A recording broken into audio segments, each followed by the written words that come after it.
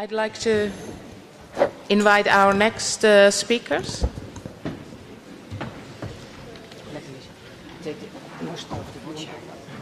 Stefan Heidenreich and Jorinde Seijdel.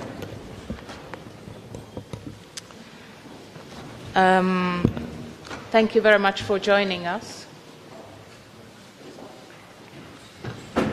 So I'll start. Huh? Let me introduce our speakers. Stefan is a writer and researcher who studied philosophy, communication and German literature. From 2001 till 2003, he directed the project History and Systematic of Digital Media at the Humboldt University in Berlin. He writes for numerous publications, including Frankfurter Allgemeine Zeitung, Süddeutsche Zeitung, Das and Die Zeit. His topics of interest include media, economy and art, on which he wrote the books What Does Art Promise, 2009, and Mergel 2006 and Flip Flop in 2004. He lives and works in Berlin.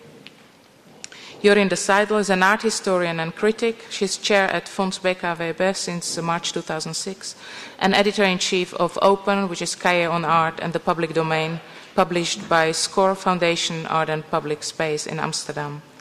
In 2008, she was co-curator of Studium Generale at Gerrit Rietveld Academy in Amsterdam. She has contributed articles to magazines such as Flesh Art, Metropolis M, and De Witte, mostly on subjects that are concerned with the topic of art and media in the developing society and its public sphere. Seijdel lives and works in Amsterdam. In their conversation, Stefan and Jorinde consider a few of the paradigmatic transformations that have occurred in the art world since the early 90s. And these include the exponential growth of the art market, both vertically in terms of capital and horizontally in terms of a geographic expansion that simultaneously mirrored and triggered the multiplication of the rest of the art system. The floor is yours. Okay, thank you, Maria. Well, I feel very honored to be here, and I want to thank the organization for inviting me. And well, I think they started a very brave new project. Yeah, to be honest, I have to admit that I couldn't really identify with the description of our conversation in the program, because I don't really consider myself an expert on the art market.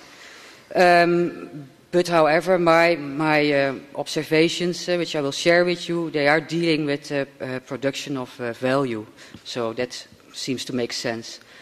And I think this part will probably be quite different than the other conversations you heard, because I, for example, won't go into a specific history, but share some of my observations with you, and which are very much related to my involvement with Open, Cahiers on the Art and the Public Domain, which researches and investigates the transformations of public space, public domain, in a political sense, sociological and cultural sense.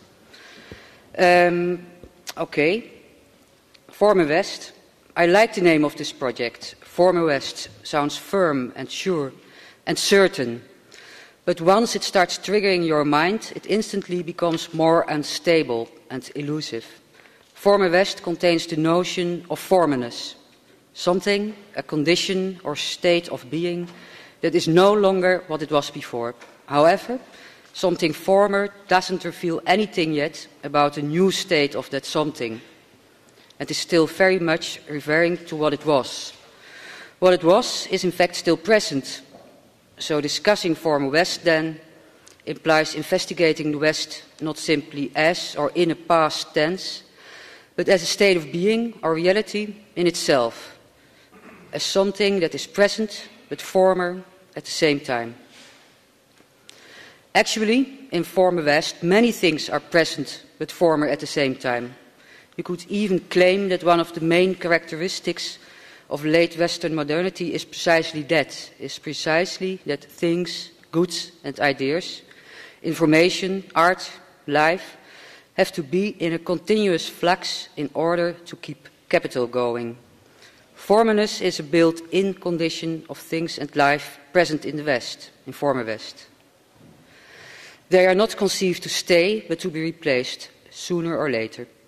The West, although presenting itself as an expanding natural given, is an ideological superconstruction that itself is also constituted by these particular dynamics. Therefore, former West. I will briefly highlight now two phenomena which interest me within the context of former West and that seem to be in different states of formerness. The commons and the amateur. I don't consider these two as separate, but as interconnected in a new way by developments within the cultural economy and the market economy. The commons, referring to the resources that are collectively owned, from land to life, knowledge, information and effects, could be considered as one of the main domains within former West that is under pressure and subjective to new social, economical and political dynamics. The commons are about what we share and about property relationships, ownership, access and control. They are about what is there to be shared and as a consequence also about what is claimed not to share. In former West there is at the same time more as less to be shared or claimed. With the disappearance of former borders and traditional oppositions, there seems to appear more potential common ground, more to find in common. In addition to this, with the turnout of the internet and the World Wide Web, an enormous and globalized time-space for self-organized commons unfolded. However, these conditions, seemingly profitable for a significant expansion and redistribution of the commons, also accommodated the strengthening of opposing forces and the growth of market values as a way to govern resources and ourselves. As we all know, this is resulting in privatization and commodification, in enclosure of the commons, or maybe we could say in former commons, in which profits are not shared in common and all kinds of new oppositions and relations are being created. Part of the commons, the natural commons, land, water, air, were once considered given, but the commons today are for a large part artificial and immaterial. Codes, information, communication, effects. These kinds of commons have to be produced, so economics are involved. Philosopher Michael Hart even considers the production of these immaterial commons as the dominant economic mode of today. He emphasizes that contemporary politics therefore implies not only the distribution, but also the production of the commons. Various immaterial goods can only become fully productive and completely capitalized if they can be shared as commons, so that we can create more of them in an expanding spiral. This kind of production cannot take place without social relations. So these also have to be produced and reproduced. The production and reproduction of social relations and forms of life then concerns biopolitics.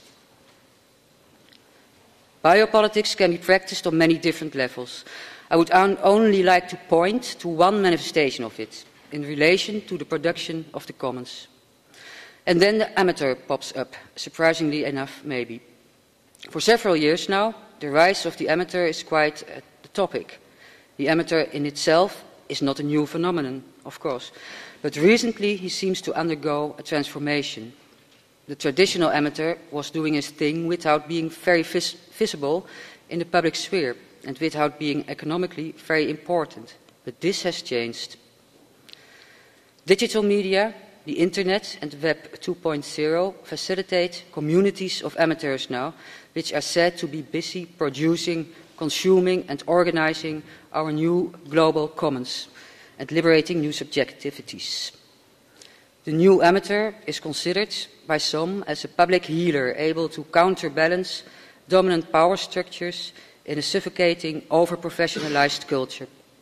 Understandably, part of the professional art world is fascinated by the figure of the amateur. But is this producing and consuming public amateur fundamentally different from the contemporary professional? Can he be any different within what is called the social factory? The social factory, that is, the increasing dispersion of work into society, or the colonizing of the public sphere by labor.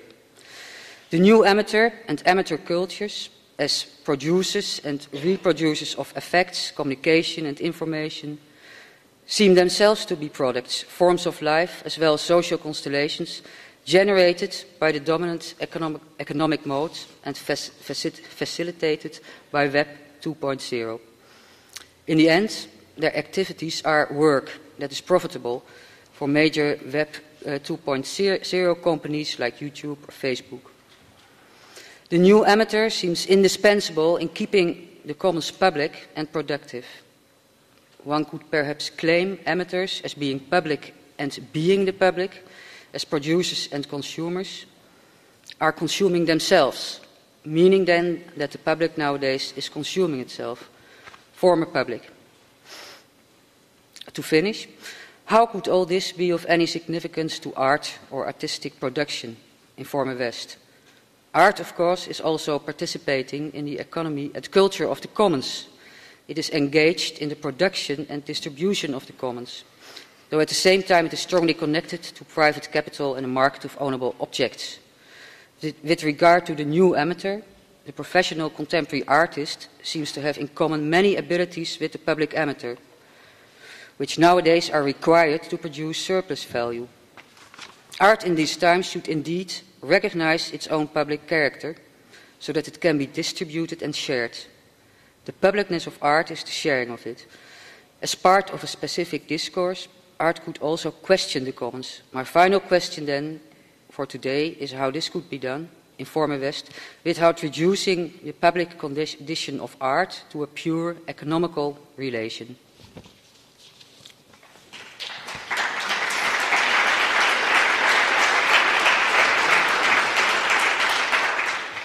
Thank you very much, Jorinde. And thank you very much for the organizers for inviting me to take part in that ambitious conference.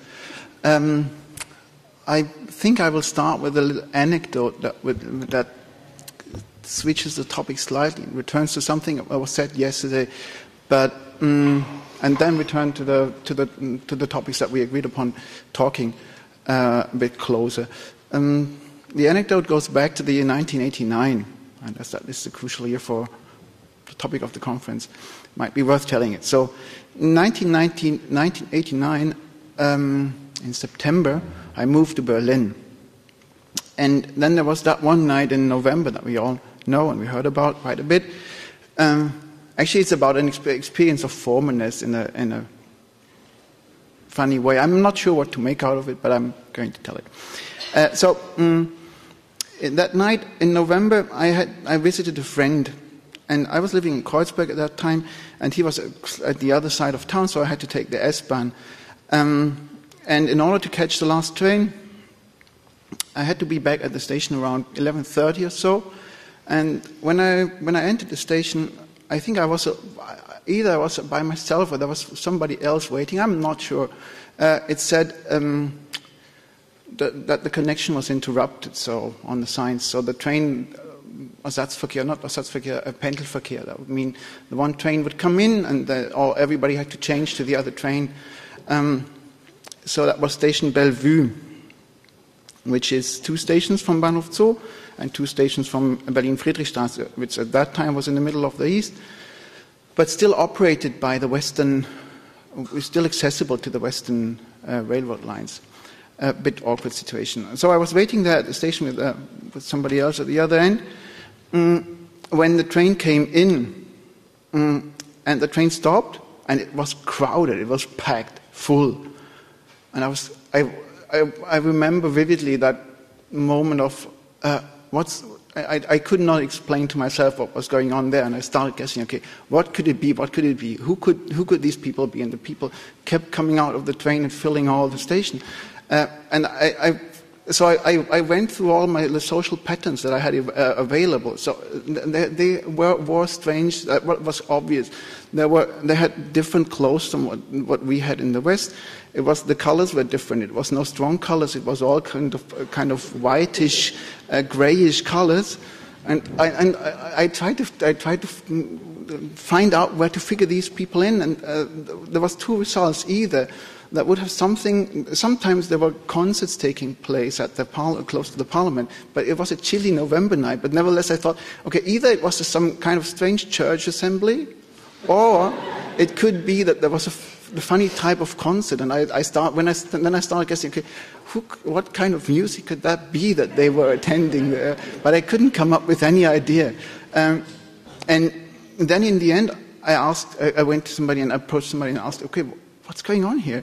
I said, don't you know? The wall is open. And I looked at them, wow. And I thought, God, I'm in the middle of a historic moment. It took me a while to realize that. And then one of the most awkward things happening then, so I changed trains and went to the other train with all of them. And the train went down to Bahnhof Zoo, which was the former main station of West Berlin, and there the crowd was awaited by all the West Berliners who were clapping hands, and I was in the middle of the East Berliners. I said, no, I wanted to say, no, I'm not, I don't belong to that crowd. I know. I'm one of you, but I was in the middle of all the others. Just as okay, so... and then the disappointing thing was, okay, that it was clear that something huge has happened, but the next day the life just continues. That was the strange experience thereafter. So you had that flash of something great has happened, and you were witnessing something amazing, but then, well, there was a week of altered state, but thereafter one continued studying. That was a very strange experience. Okay, so far to 4 minutes. No, some more, how to say, theoretical remarks on the topic. I mean, just to add one thing in advance,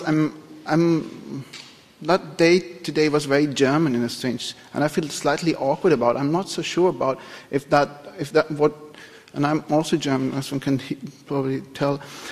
I'm not so sure of what relevance are these German events to the to the overall topic. And also what I want to point out, I'm not part of what Tom Holland called the Zusammenhang, which I find actually quite a nice label for that.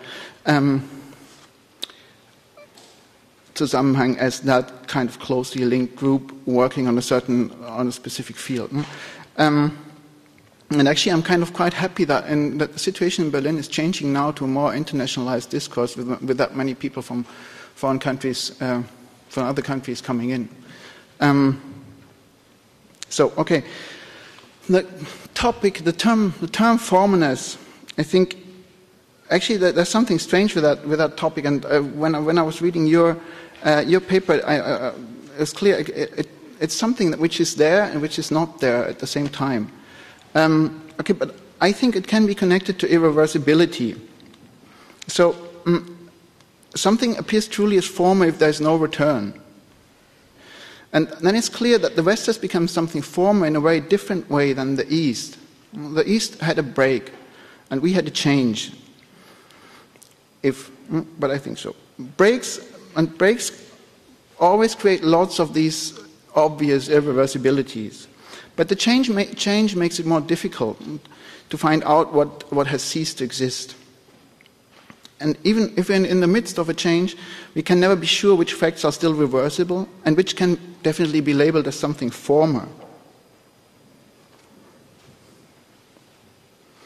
And so the two things, I mean, also the debate that we had this morning was very much focusing on art history and things that happened inside art.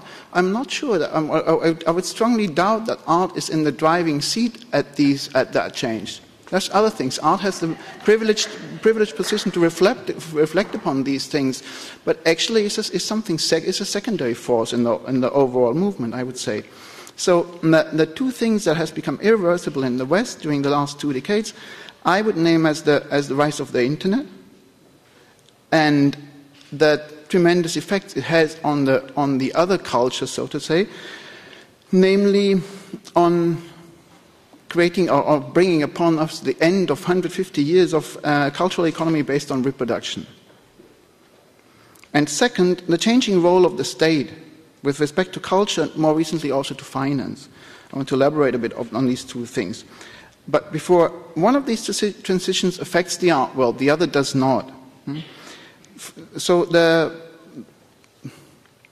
fall or the end of the cultural economy of reproduction does not affect the art world, and that for a very simple reason, as art has never ceased to operate on a pre-modern standard of production. 95%, I think it's even a good guessing, a low guessing of art objects are unique, handmade things, and no reproduction allowed. So file sharing and digital copy does not change anything for the art world here. The changes occur somewhere else, or indirectly, if so. But the change of the state, of the institution of the state, affects the art world and will affect the art world, as it disrupts the the delicate balance between the state-run institutions and the market. So in handling the current crisis, something became obvious about the states and their function and condition of existence. And it's something that Foucault mentioned in his writings in the 70s, that nowadays states operate merely as entities with the task of guaranteeing an economically operable environment. And during the recent crisis, the states have served this task so well that they basically lost their financial sovereignty to the world of the big banks. One could say that the one version to tell us the story is that the states took over the banks, but actually I think it's the opposite way. The banks took over the states, and we will be confronted with the results, I'd say, pretty soon. That change has only begun. Something became obvious during the crisis, but it's about to unfold within the next decade. Then, on the other hand, I would say that the romantic idea of the nation-state identity and the state-sponsored culture lost its power, and I agree on very many points with you, but not on the point of nationalization. I would either say we have some effects of renationalization in Eastern Europe, but in Germany we have the opposite. Citizens turn to consumers to create their identity through consumption. I think that's much more what happens. And so the old romantic, and actually I think they are found during the Romantic age, or during Romanticism, at the turn of the century, 1800, the state-run institutions, amongst them the museum, lose their initial mission. In the same time, a new elite of the financial class is born, replacing the old ruling class of the entrepreneurs. And amongst that new elite, we also find many major collectors of art who propel their speculative art attitude to the art market. And the dominance of the art market during the last decade coincided with the weakness of the state-run institutions, and the current crisis will not change the situation, at least for now. After the finance industry won the struggle for power, and the assets of their wealthy clients were saved at the cost of a government whose financial condition becomes more and more precarious. One of the signs of this weakness is a breakdown of the modern structure of linear time. I should say temporality at that point. And that's one of the main points I want to make. The symptoms of this breakdown shows up in all kinds of temporary activities and events. In the art world is the most visible signs the rise of the profession of the curator, and the rise of the biennale as a ubiquitous mode of exhibition, and the art fair as a capitalist version of the pre-modern salons. Cyclical events and their agents replace the linear time of modernism, or the linear temporality. One has to add that the form and the use of time is not simply something that appears by itself. But on the other hand, on the contrary, a certain form of time, let's call it temporality, always needs to be created and maintained. It could be a historical time or a linear time. The time may be something that rotates in circles, in cycles, or secular or cyclical, as the economists call it. But that kind of time is not something that we have naturally in an archive, but is something that is imposed on an archive. And without a given time frame, objects disappear into a timeless void of indifferent formness. So an example for that would be, the results we encounter when we have a Google search operation. There's no time given. Actually, it's due to technical questions, but or to technical possibilities. But the Google way to handle an archive can be regarded as a destruction of time. As a time-destroying machine. So the time that we are operating in the art world on was founded within the institution of the museum around 1800, based on the academic concept on a historical time that went prevalent in the academic culture around that time, as Foucault was describing in the Mots et des Choses. There's some anecdotal evidence. I'm not sure if I have enough time to yeah. I mean, one of the striking moments, and it also refers back to history, to a moment in history that was mentioned, is to the French Revolution. When they decided to show the feudal collections, they simply opened the museum, the Louvre, again, and let all the people in. What happened was almost a public uproar. They were forced to close it down, and then they thought about what to do with that collection of precious objects. And at that time, there were experiments on tentative reorderings of museums going on in Düsseldorf and Vienna by Christopher Mechel, and the other name I forgot now. They both were very much heavily influenced by the German art historian Winkelmann. And the idea was to also display the object in the museum in a timely order, or to give them a point in time, which you didn't have in the feudal collections. And so that was what Vivant Denon, at that time director of the Louvre, did. He rationalized, so to say, the whole collection within that time frame, within that temporality, that his historical type of temporality, and could then reopen the Louvre. And as such, it was accepted as something that people could rationalize. And it's no wonder that comes parallel with the building of the modern state, which also was actually I always say, okay, is still doubtful, maybe not. No. Okay, but which was founded on that very time frame. That preset temporality established there served as the basis for the rise of modernism and enabled the idea of progress and the avant-garde which fulfilled it. As we all know, this dynamic has been over since quite a while. But what we do not yet know is which other form of time has replaced it. The terms like that we encounter in the art debates now, post or ultramodernity or postmodernity, only signal that something has passed. But at the same time, they operate in the old logic of linear time. In arguing that something would come after modernism or alter modernism, they basically perpetuate the modernist principle of historical time. So, our present situation can be characterized on three levels. Practically, we have to answer the question how to handle the recent developments in art. Theoretically, we encounter some difficulties at the transition from the modern times to something else, not something subsequent or something new, because that would be operating in the same logic that we had. And okay, so one of the urgent questions. Well, now I'm talking more from the position of an art critic, which I'm sometimes, not always.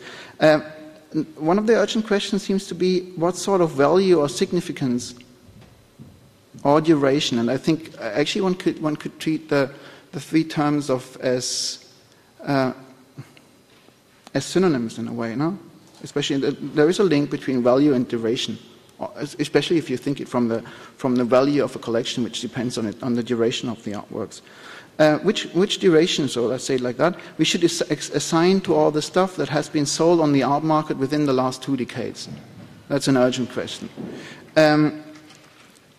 Then, is that already operating in cyclical or still in historical time? And if we assign value to these objects by including them in a discourse, then we could pretend to give them some historical value in terms of duration, because then they last. But on the other hand, we cannot be sure if our discourse is stable, or if it falls under the same doubts of the cyclical form of time. In other words, the question is just prolonged. Are we still able to create and maintain that kind of discourse that lasts? And I'm not so sure when I'm hearing to what we heard this morning about institutional critique. I had the awkward feeling that they're talking about something which is definitely something former, and which in hindsight appears as something completely different. much more along the lines that you were sketching. That it actually was a mode of serving the state institutions.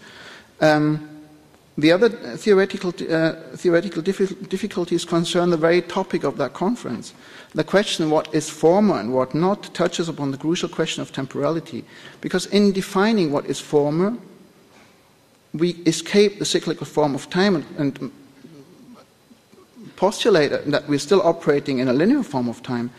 But maybe the conference is part of a, how to say, I don't find it. Maybe the topic of the conference actually is a self-contradiction in that terms, as itself is something former. The very question could well be. Because it reads like the attempt to reinstate the very modern type of temporality that is past, that might be past.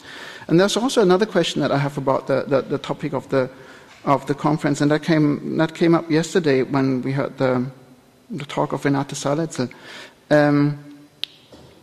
We could also name the question for the former as a denial of continuity. We try to establish ourselves as something that has also changed. As Boris Groys mentioned, that we're basically envious of the East that experience the change, and we want to have that change too. We want to create it, but we don't. We do not have it. And then it comes also, why do we do that within the art world? That could be a second denial, namely the denial of that art, despite all the conceptualism that we see on the global scale, that art still is an export of Western cultural institutions. That in the areas below the visa line, is a very nice expression I never heard before, but I definitely will remain using that. It's great. And counters there are a different culture which operates on completely different rules. It's much more significant for the local cultural environment, like Bollywood cinema or Nollywood cinema, for example. So it's also the question: okay, what do our institutions that create the art world and maintain the art world as such do in these areas that didn't have the institutions before? So then the answer on a strategic level, what to do confronted to that situation, is a bit more tricky and speculative. And I believe a form of time, and I have to emphasize again that form of time always has to be created. We do not have a default format of time. We always have to create and maintain that form of temporality. It's crucial for the existence of something like art. It's actually something that lifts art above, I wouldn't say, but in a unique position towards all the other cultures, towards not all the other, but towards many other cultures which are completely happy in a capitalist cyclical temporality. But this new temporality usually can only be established with the help of a second external power and its institutions. Like you would say, once we had religion that created a certain form of time, not the one that we have in modernity, then we had the state. So the question, and there I come back to the second thing that changed, that has changed our West to something former. I would say the primary source of that time in these days, of a new temporality in these days, could be the connection of technology and communication. And despite art has successfully decoupled from that field, it's still affected by the changes. I'm not sure what kind of temporality, what kind of time we could envision there. But there's one example of there's one very kind of clear perspective is if we think ourselves 20 years in the future, we will have a very different regard on the past than now. And that is due to the density of data which is submitted to the net, which is stored continuously on the net. The internet will not remain a time-destructing facility as it is now for long, but we will find very many data that have a time stamp that you can precisely address in time and even in location. So 20 years ahead, we might look back at a point in time 10 years back then, 10 years ahead from now, and you can you would be able pretty well to locate yourself. Where have I been? What have I been doing at that very moment in time?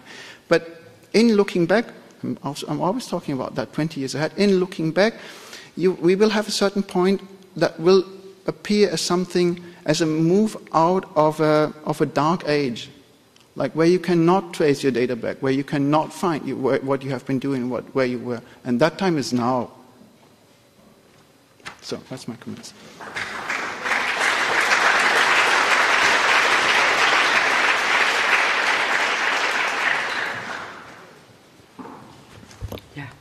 Okay, yeah. Well, I think that our accounts might have in common that we both mentioned property relations and also technology. Huh?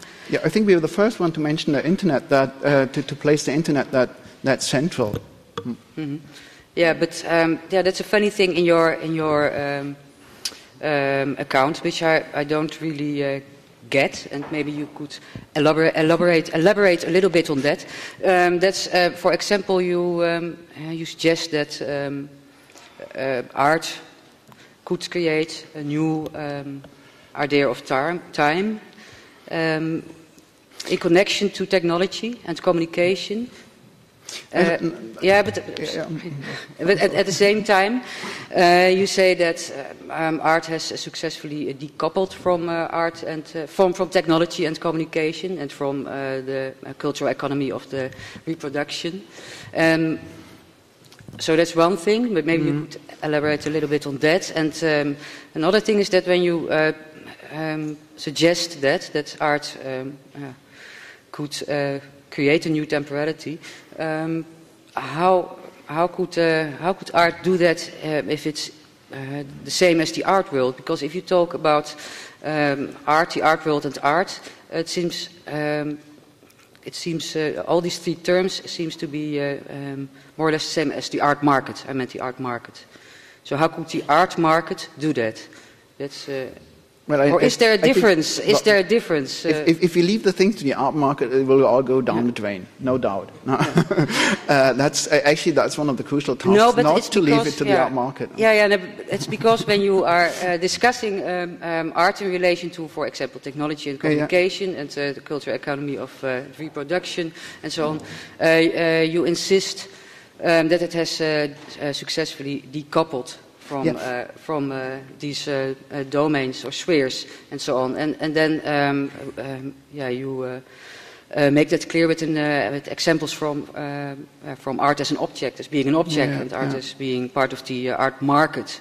So then it seems if it's the same for you, these two things, and I'm not sure if that's what you mean, but that's. Yeah, you're right. One could doubt that point. I mean, definitely I'm not adhering to a notion of art as the one that Boris Groys brought up, that basically every photo that somebody places on the net should be regarded as an artwork, or every personal expression should be regarded for an artwork. I think there's like very subtle but still precise institutional modes of exclusion that could be questioned, but that continue to operate.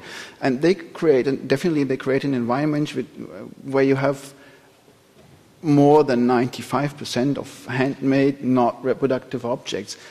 Also, that you could doubt that and you could say, why is it like that? But okay, that's the situation that we're having, that we have to deal with when we speak about art.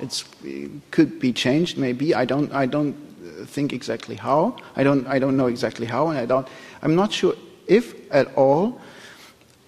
Because actually, that decoupling from the reproduction economy now these days, that the old logic of the reproduction economy goes down and basically fails with the file sharing and the multiplication of data in the internet. It gives art a kind of privileged situation of not being affected by these conditions, new conditions, and being able to maybe even serve for a model what could come after. And then, so also I would say that about your notion of the amateur, I would make a difference. I mean, there's the amateur, and then we talked about it. We had a little email exchange. I mean, to somehow figure out what are the common points, and then there was the notion of the bricoleur, and still I would say there is a gap. There is a gap to the artist. Everybody for sure can claim to be an artist and claim to be included in the art world, but actually we have a very subtle but very strict system of exclusions in place there, which members of the art world do not like to talk too much about it, and which doesn't adhere that does not fit to the liberal self-mystification of the artwork, but it's definitely working. Also, one could try to change that, but it is in place, and then. There's also a link. I didn't mean to say. Maybe I was not clear enough there. I didn't mean to say that the art world or that the artist or the art creates its time. On the contrary, the art world is dependent on a certain type of time, which is created by its institutions, and the time of the art, the time that facilitated. Or temporality. Let's not mix the things. I use the word temporality from now, for that. So the temporality that was crucial for the development of modernism was created around 1800, not by the art, but by art theorists, and was implanted in the foundation of the museum. Without the museum and that frame of time, modernism simply would not have been possible. I would say, and we witness a breakdown of that type of temporality, and the question is, what if we can do something about? I mean, we now as theoreticians, as writers, as critics, also as artists, certainly, I think it's very urgent that artists get aware of that type of temporality that they work within, because most of the time they simply take it as something given. No, it's not given, not at all given. It's actually something endangered, almost, one would say. And then there's the other question is, can we go back to that old temporality that was lost? And I would say no. I think that's definitely something former. And what's the force that empowers us to create a new form of temporality? We cannot just choose it. I think you need an external force for that. You need the interplay of two institutions. And I think the state as institutions, and then there you would come back to the financial situation, the state of institution will not serve that purpose anymore. No, I think I agree on that with you. But then you suggest that external force could be, for example, communication technology. Yeah, and that I mean, also that works on my imagination. Could you say what you foresee? Also, that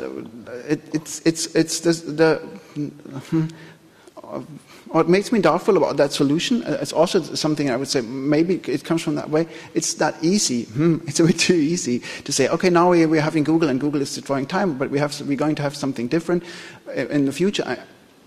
But it hints at the possibilities, at models of archive that we might refer to, and definitely the question of the archive and the way it is handled is of utmost importance in the data exchange in that new media of communication. I'm not sure. Also, there is the question. I'm not sure if can we impose a theoretical model there, or is it that the technology almost dictates something that you have to go along with? I don't know. For example, if you say Web 2.0, I would clearly say, okay, certainly something has occurred, something that the amateur is enabled to produce things. But in turning in that way, I also would say the empowerment of the amateur is due to a certain technical substructure. So if we wouldn't have Ajax and a different use of the client-server architecture, we wouldn't have that Web 2.0. And whoever very many people talk about Web 2.0, and they forgot that you have very simple technical relations in the background. Mm-hmm. So. Yes, but nevertheless, my point was, with the example of the amateur, that Web 2.0 is fully equipped and designed to facilitate forms of communication and social exchanges and so on. That it's the perfect, and in that sense it's a biopolitical machine, maybe, because it shapes life, or it controls forms of social relations and so on, and it produces them. Yeah, okay. It has very many doubtful sides. You were just mentioning the type of control it exerts on us, and also my examples. Then we can go back in our personal times, 10 years, and all of a sudden we can trace our past. It definitely implies also that it's not only us that can trace our past. That is, we have all of a sudden a public past, and if we want it or not, there's a complete different sphere of control that on the personal level that might come up. But we're getting a bit. We're leaving the closer context of the art world now a bit. We could try to go back there, but actually I don't know how to relate the Web 2.0 to the art world. I don't see any. I mean, you mentioned that there could be some interference. I don't see it that much. No, but I don't mean it what do you mean? What do you think that I meant with you mentioned that the Web 2.0 facilitates all that kind of the appearance of the amateur. Yes. But I would make a strict difference. But you also did between the amateur and the art world. It's the yes. transition from the status of the amateur to the artist is a more than tricky one. But there, yes, of course, I agree on that. But there are also things the amateur has in common with the artist. Many abilities and capacities he has to perform with now, like mobility and informality, or flexibility, performativity, and so on. These are also characteristics of the artist already for a longer time, and that's interesting in itself. So but that makes the amateur, in my view, a very interesting figure in general today. And not only the digital amateur, but also, I think, there were many exhibitions, and there are many projects taking place which involve the amateur or amateur production, and not only the digital amateur, but also the more traditional classic amateur. And that fascinates me. I think if there's still time, we should open it for questions. I think we'll keep that for later, the questions. I wonder how our conference is doing on MyFace and Twitter and Facebook at this moment. I'm looking at that corner. It's doing well. That's very good. I'd like to suggest we freeze this conversation at this very moment here, and we're going to return to that in our plenary session. Thank you very much, Jorinde. Thank you very much, Stefan. Thank you very much.